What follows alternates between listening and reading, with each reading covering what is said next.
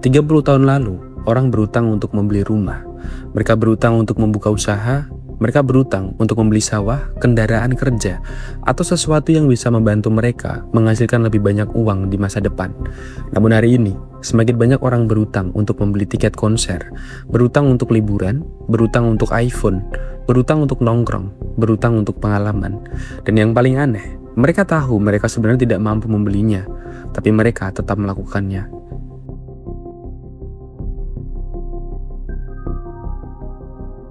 Jika itu terdengar tidak masuk akal, tunggu sampai kamu melihat apa yang sedang terjadi di India.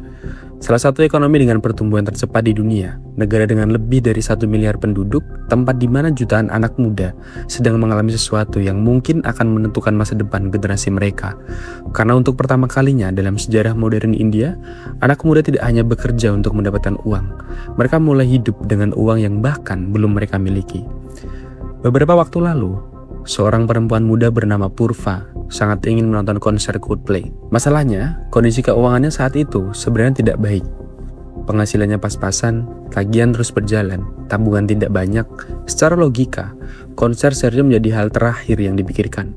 Tapi ketika kesempatan datang, dia tetap pergi. Dia membeli tiket, dia membayar perjalanan, dia menghabiskan uang yang sebenarnya bisa ditabung atau diinvestasikan.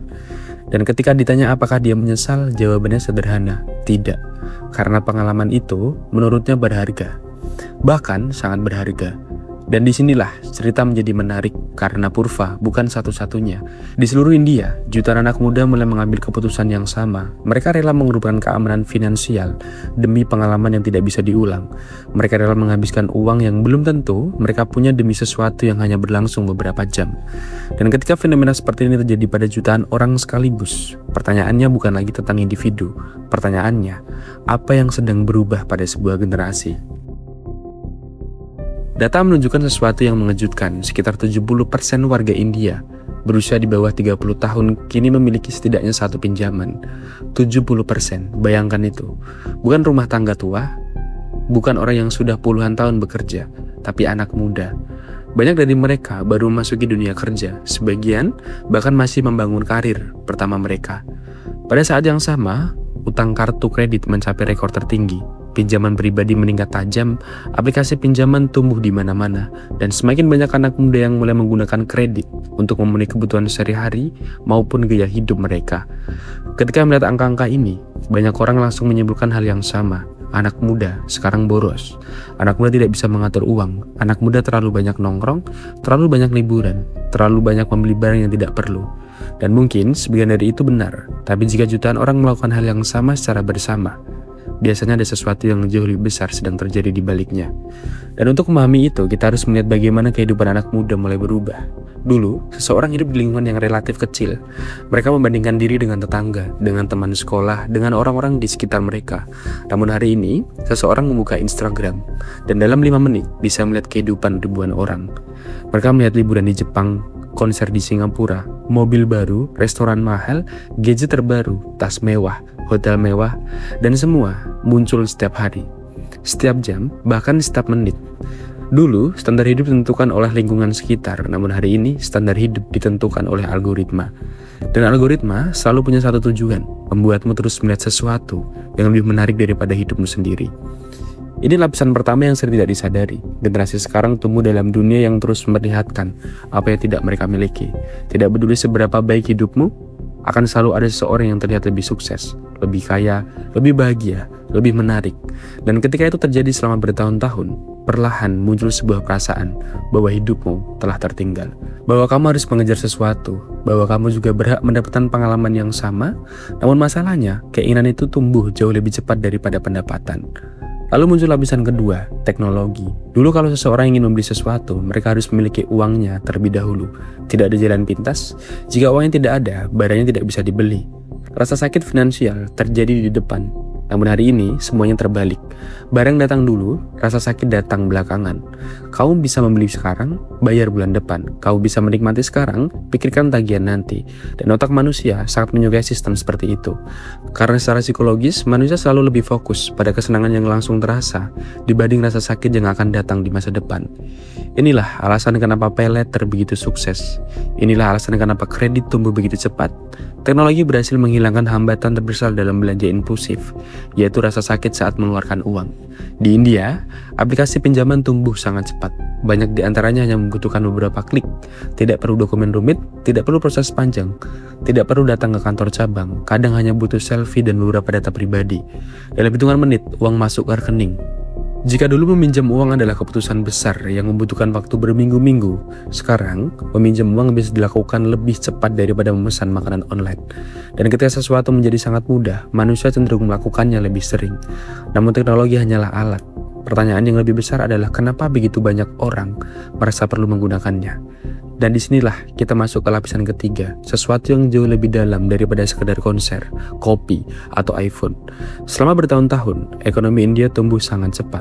Kota-kota berkembang, perusahaan teknologi bermunculan, startup bernilai miliaran dolar lahir. Pendapatan meningkat, tapi ada satu masalah. Bagi banyak orang kelas menengah, biaya hidup naik lebih cepat daripada pendapatan mereka. Harga rumah naik, biaya kesehatan naik, pendidikan naik, transportasi naik. Sementara, kenaikan pendapatan tidak selalu mampu mengejar semuanya. Akibatnya, muncul celah antara kehidupan yang diinginkan dan kehidupan yang mampu dibeli. Dan manusia tidak suka hidup di dalam celah. Mereka ingin menutupnya. Sebagian menutupnya dengan kerja lebih keras, sebagian dengan pekerjaan tambahan, sebagian dengan bisnis sampingan, dan sebagian lagi menutupnya dengan utang. Karena utang adalah jembatan paling cepat antara kenyataan dan aspirasi.